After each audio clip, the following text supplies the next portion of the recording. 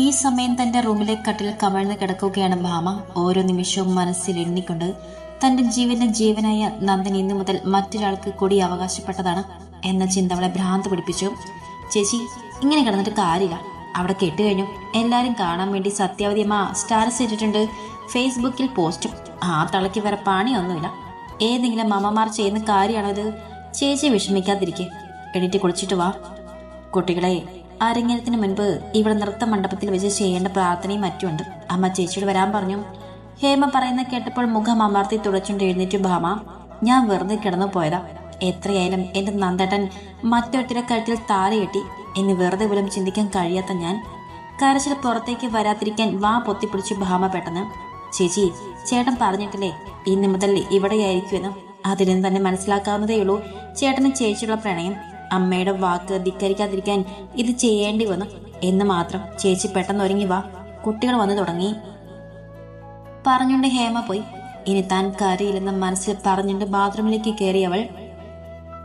ക്ഷേത്രത്തിൽ നിന്നും വീട്ടിലെത്തി നന്ദനും കൂട്ടരും. വീട്ടിലെത്തിയുടൻ തന്റെ റൂമിലേക്ക് പോയി നന്ദൻ ആരതി ഒഴിയാനും മറ്റും നിന്ന് കൊടുക്കാതെ സത്യാവധി കൊടുത്ത നിലവിളക്ക് വാങ്ങി വലതുകാൽ വെച്ച് അകത്തേക്ക് കയറി സാവി വ്യക്തമായ കണക്ക് കൂട്ടലുകളോടെ പൂജാമുറിയിൽ വിളക്ക് വെച്ച് പ്രാർത്ഥിക്കുക. അധികകാലമൊന്നും നിന്നെ കണ്ടില്ലെന്ന് നടിക്കാൻ അവന് കഴിയില്ല. അതുവരെ കാത്തിരിക്കണം നമ്മൾ, സാവിയോട് പറഞ്ഞ സത്യാവധി.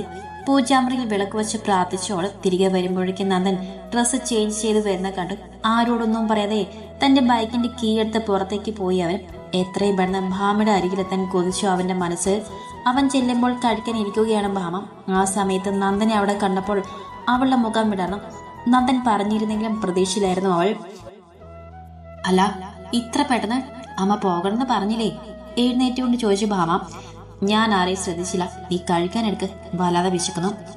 നന്ദൻ ഭാമ കഴിച്ച പ്ലേറ്റ് തന്റെ മുന്നിലേക്ക് നീക്കി വെച്ച് അതിൽ നിന്നും വാരി കഴിക്കാൻ തുടങ്ങി ആർത്തിയോടെ. ഭാമയും ഹേമയും അമ്മയും ഒരു നിമിഷം പകച്ചെന്നു പോയി. അവന്റെ മാനസിക നില തെറ്റിയൊന്നു പോലും സംശയിച്ചു പോയി അവർ. അമ്മേ, കുറച്ച് ചോറ് കൂടി തരുമോ? തന്നെ നോക്കി മേടിച്ചു നിൽക്കുന്ന അമ്മയെ നോക്കി ചോദിച്ചു നന്ദൻ. അതിനെന്താ മോനെ? ഹേമേ, നോക്കി നിൽക്കാതെ കറി എടുത്തിട്ട് വരൂ. അമ്മ വേഗം ചോറ് വിളമ്പിക്കൊണ്ട് പറഞ്ഞു. ഹേമ വേഗം പോയി സാമ്പാറും വെണ്ടയ്ക്ക മെഴുക്കുപുരട്ടയും എടുത്തിട്ട് വന്നു. അച്ചാറും പപ്പടവും ഡൈനിങ് ടേബിൾ ഇരിക്കുന്നുണ്ട്. ഭാമ അടുത്ത് തന്നെ നിൽക്കുന്നുണ്ട്. ആർത്തിയുടെ കഴിച്ചതുകൊണ്ടാവാം കഴിച്ച ഭക്ഷണം നെറുകയിൽ കയറി. നന്ദൻ ചുമച്ചപ്പോൾ അവന്റെ തലയിൽ കൈകൊണ്ട് തട്ടി വെള്ളം എടുത്തു കൊടുത്തു ഭാമ. പതിയെ കഴിക്കുന്ന നന്ദേട്ടാ, കണ്ടാത്തൊന്നും ദിവസങ്ങളായി പട്ടിണിയാണെന്ന് വിഷമത്തോടെയാണ് ഭാമ പറഞ്ഞത്. അതെ, മനസ്സ് നിറഞ്ഞ് കഴിച്ചിട്ട് ദിവസങ്ങളായി.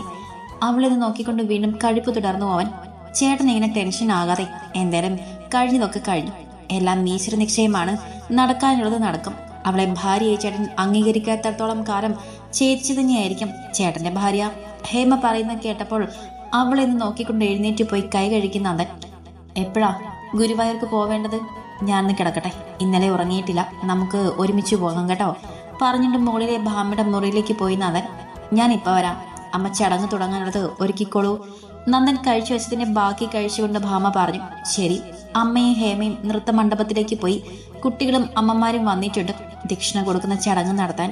നൃത്ത മണ്ഡപത്തിൽ വിളക്ക് കത്തിച്ച് പ്രാർത്ഥിച്ച് കൃഷ്ണാമ്മ കൂടെ ഹേമയും ഉണ്ട്. പ്ലേറ്റ് കഴുകി വെച്ച് ഭാമ മുറിയിലേക്ക് പോയി. വാതിൽ ചാരിയിട്ടിട്ടുണ്ട്. ഹേമ മുറിയിലേക്ക് കയറി. നന്ദൻ ചെരിഞ്ഞു കിടപ്പാണ്, ഉറങ്ങാൻ തയ്യാറെടുക്കുന്ന പോലെ. താൻ എന്തിനാ വന്നത്? അവിടെ കുട്ടികളൊക്കെ വന്നിട്ടുണ്ടല്ലോ, പൊയ്ക്കോളൂ. തന്റെ സമയം വെറുതെ കളയണ്ട, പരിപാടി നടക്കാനുള്ളതല്ലേ. അവളുടെ കാൽപെരുമാറ്റം കേട്ടെന്ന് തിരിഞ്ഞു നോക്കിക്കൊണ്ട് പറഞ്ഞു നന്ദൻ. നന്ദേട്ടാ, ഈ ഹൃദയം അലമുറയിടുന്നത് മറ്റാരിക്കളും എനിക്ക് നന്നായിട്ട് അറിയാം. എന്തായാലും എനിക്ക് ആശ്വാസമായി, എന്നെ വിട്ട് ഒരിക്കലും പോയിട്ടില്ലെന്ന്. കിടന്നോ, ഞാൻ വരാം. നന്നായി ഇന്ന് ഉറങ്ങി എഴുന്നേറ്റാൽ മനസ്സ് ശാന്താകും. ഉറങ്ങിക്കോ. നന്ദന്റെ നെറ്റിയിലേക്ക് വീണ് കിടക്കുന്ന മുടി മാടി ഒതുക്കി വെച്ച് നെറ്റിൽ മൃദുവായി എന്ന് ചുംബിച്ചുകൊണ്ട് പറഞ്ഞു ഭാമ. ഭാമേ, നീ എന്നെ വെറുക്കരുത്. നിന്റെ സ്നേഹം എന്നെ വിട്ടുപോയാൽ നന്ദനില്ല പിന്നെ ഈ ഭൂമിയിൽ. അവളെ അങ്ങനെ തന്നെ നെഞ്ചിലേക്ക് വലിച്ചിട്ടുകൊണ്ട് പറഞ്ഞു അവൻ. അങ്ങനെയൊന്നും പറയില്ല നന്ദേട്ട. ഒരിക്കലും നന്ദേട്ടനെ വിട്ടുപോകാൻ ഭാമയ്ക്ക് കഴിയില്ല. നന്ദേട്ടൻ എവിടെയായിരുന്നാലും ഭാമയുടെ മനസ്സിൽ നന്ദേട്ടൻ മാത്രമേ ഉണ്ടാകൂ. ഈ സ്നേഹം മറ്റാർക്കും പകർത്തു കൊടുക്കാൻ ഭാമയ്ക്കും കഴിയില്ല പറഞ്ഞുകൊണ്ട് അവന്റെ കവളിലും നെറ്റിലും കഴുത്തിലും ചുംബനം കൊണ്ട് പൊതിഞ്ഞു അവൾ. ചുംബനത്തിനൊപ്പം അവള് ചൂട് കണ്ണുനീരും അവന്റെ മുഖത്തും കഴുത്തിലും പറ്റി. നിന്നെ അറിഞ്ഞുകൊണ്ട് ചതിച്ചിട്ടില്ല ഞാൻ. പിന്നെ ചെയ്തത് തെറ്റ് തന്നെയാണ്, മറ്റൊരു താലി ചാർത്തിയത്. അവസ്ഥ അതായി പോയി ഭാമേ. ആരെയും തള്ളി പറയാൻ നന്ദിന് കഴിഞ്ഞില്ല. അവർ പറയുന്നതിലും ശരി കണ്ടെത്താൻ ശ്രമിച്ചു. അതാണ് എൻ്റെ തെറ്റ്. വിധി ഏത് തന്നെയായാലും നീ ഒപ്പം ഉണ്ടെങ്കിൽ നേരിടാൻ കഴിയുന്നതിന് നീ എൻ്റെ ഒപ്പം വേണം. ധൈര്യമായി അവളെ തന്നെ നെഞ്ചിലേക്ക് അമർത്തി പിടിച്ചുകൊണ്ട് പറഞ്ഞു അവൻ. അപ്പോഴും അവനുള്ളത് കൊണ്ട് ഭയക്കുന്നുണ്ടായിരുന്നു. കാലം തനിക്കായി കരുതി വെച്ചത് സാവിയുടെ വയറ്റിൽ തന്റെ ജീവൻ പിറവിയെടുക്കുമോ എന്ന്. സ്വബോധത്തിലല്ലാതെ താൻ ചെയ്ത തെറ്റ് വാളായി തന്റെ തലയ്ക്ക് മീതെ വരുമോ എന്ന ഭയം. നന്ദേട്ടൻ ഉറങ്ങിക്കോളൂ. അല്പം ഉറങ്ങിയാൽ ആശ്വാസം കിട്ടും. പോകാറാകുമ്പോൾ ഞാൻ വിളിക്കാം. അവന്റെ ദേഹത്തു നിന്നും അടർന്നു മാറിക്കൊണ്ട് പറഞ്ഞു ഭാമ. ശരി, നിന്റെ ആഗ്രഹം പോലെ നടക്കട്ടെ. മംഗളത്ത് സത്യാവതി അമ്മേ. ഇനി പേടിക്കണ്ട ഭാമ. വീണ്ടും ചിലങ്ക അണിയാം. ലോകം അറിയപ്പെടുന്ന നർത്തകിയാകണം ഭാമപ്രിയ. നന്ദൻ പറഞ്ഞപ്പോൾ ചിരിച്ചുകൊണ്ട് ഭാമ തിരുത്തി. ലോകം അറിയപ്പെടുന്ന നർത്തകിയാകണം എന്ന് തന്നെയായിരുന്നു എൻ്റെ ആഗ്രഹം. പക്ഷേ ആ ആഗ്രഹം ഞാൻ ഉപേക്ഷിച്ചിട്ട് വർഷങ്ങളായി.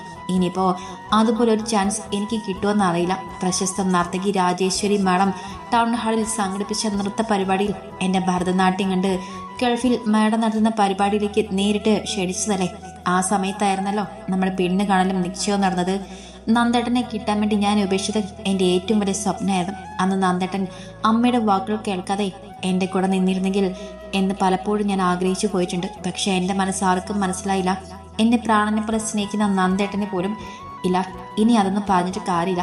ഞാൻ താഴേക്ക് ചെല്ലട്ടെ പറഞ്ഞുകൊണ്ട് അവൾ വേഗം മുറി വിട്ടിറങ്ങിപ്പോയി. ആദ്യമായി ഭാമ തന്നെ കുറ്റപ്പെടുത്തിയിരിക്കുന്നു. മുള്ളുകൊണ്ട് ഹൃദയം കീറി മുറിക്കുന്ന വേദനയുടെ നന്ദൻ കിടന്നു. നിശ്ചയത്തിന്റെ അന്ന് മോതിരം മാറുന്ന ചടങ്ങ് നടക്കാൻ നിമിഷങ്ങൾ ബാക്കി നിൽക്കുമ്പോഴാണ് അമ്മ അക്കാര്യം എല്ലാവരോടുമായി പറഞ്ഞത്. ആട്ടക്കാരി മരുമകളെ മംഗളത്തിൽ വിടാൻ ആവശ്യമില്ലെന്ന്, അത് സമ്മതമാണെങ്കിൽ മാത്രം നിശ്ചയം നടത്തിയാൽ മതിയെന്നതായിരുന്നു അമ്മയുടെ അന്തിമ തീരുമാനം.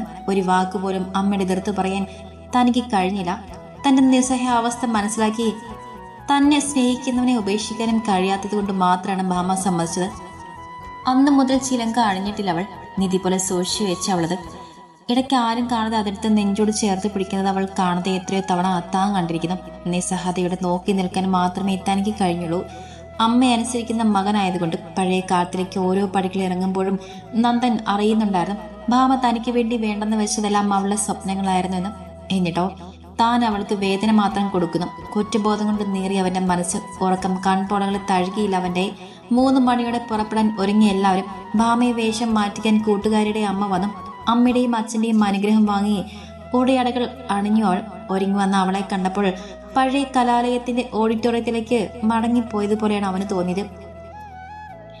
ഒരു പാട്ടിന്റെ വരികൾ മനോഹരമായി ചുവടുവയ്ക്കുന്ന ഭാമ. അവളെ ചലനങ്ങളിൽ മതിമറന്ന് നിന്നുപോയി നന്ദൻ. സ്റ്റേജിൽ ശരഭത്തെ പോലെ ഒഴുകി നടക്കുന്ന അവൾ. അവളുടെ മുഖത്ത് വിരിയുന്ന ഭാവങ്ങൾ അതിൽ അലിഞ്ഞില്ലാതാകുന്നത് പോലെ. നൃത്തം അവസാനിക്കുന്നതിന് മുൻപ് തന്നെ ഉയർന്ന കരഘോഷം. സ്റ്റേജിലേക്ക് ഓടിക്കറി താൻ ഭാമയെ കെട്ടിപ്പിടിച്ച കവളിൽ അമർത്തി ചുംബിച്ചത്. നന്ദേട്ടാ കൊള്ളാവോ? ഭാമയുടെ വിളി കേട്ട് നന്ദൻ യാഥാർത്ഥ്യത്തിലേക്ക് മടങ്ങി വന്നു. കൊള്ളാം, നന്നായിരിക്കണം, നന്നായി കളിക്കണം, നിന്റെ ആഗ്രഹം പോലെ. മുന്നിൽ നന്ദനുണ്ടാകും. അവളുടെ ഇരു കവളിലും പിടിച്ച് നെറ്റിൽ മൃദുവായി ചുംബിച്ചുകൊണ്ട് പറഞ്ഞു അവൻ. അമ്മയ്ക്ക് ദക്ഷിണ കൊടുത്ത് ഭാമൻ നിറഞ്ഞ മനസ്സോടെ അവളെ അനുഗ്രഹിച്ചു അമ്മ. അച്ഛന് വയ്യാത്തത് കൊണ്ട് അമ്മയും അച്ഛനും വരുന്നില്ല എന്നാണ് ആദ്യം പറഞ്ഞിരുന്നെങ്കിലും ഭാമ കളിക്കുന്നത് കാണണമെന്ന അച്ഛന്റെ അതിയായ ആഗ്രഹത്തിന് മുന്നിൽ കീഴടങ്ങിയ എല്ലാവരും പാപ്പന്റെ കാറിലും നന്ദന്റെ കാറിലുമായി ഗുരുവായൂർക്ക് പുറപ്പെട്ടു. അവർ കുട്ടികളും പേരൻസും ട്രാവലറായിരുന്നു. 12 കുട്ടികളെ അരങ്ങേറ്റമാണ് നടത്താൻ നിശ്ചയിച്ചിരിക്കുന്നത്. ആദ്യം ഭാമയുടേതാണ്. മേപ്പത്തൂർ ഓഡിറ്റോറിയത്തിന് മുൻപിൽ പതിവില്ലാത്ത ജനസാന്ദ്രമായിരുന്നു. ഒരു കുട്ടിയുടെ അച്ഛനാണ് പറഞ്ഞത്, നമ്മുടെ കുട്ടികൾക്ക് ഭാഗ്യമുണ്ട് ടീച്ചറായ രാജേശ്വരി മാഡം ദർശനത്തിന് വന്നിട്ടുണ്ട്. ഇന്ന് നടക്കുന്ന അരങ്ങേറ്റത്തിന് സാക്ഷ്യം വഹിക്കുമെന്നാണ് അറിയാൻ കഴിഞ്ഞത്. രാജേശ്വരി മാഡത്തെ പോലുള്ള വലിയ നർത്തകിക്ക് മുന്നിൽ ചുവട് വയ്ക്കാൻ കഴിയുന്നത് മഹാഭാഗ്യമാണ്. അമ്മയുടെ അരികിലായി വന്നിരുന്ന ഭാമയും നന്ദനും അയാൾ പറയുന്ന കേട്ടു. തന്റെ ഹൃദയമിടിപ്പ് വർദ്ധിക്കുന്നതും സന്തോഷം കൊണ്ട് പുറത്തേക്ക് ചാടുന്നു എന്ന് പോലും ഭയന്നു ഒരു നിമിഷം ഭാമ. കണാ മായ കാട്ടി എന്നെ മോഹിപ്പിക്കുന്നതാണോ?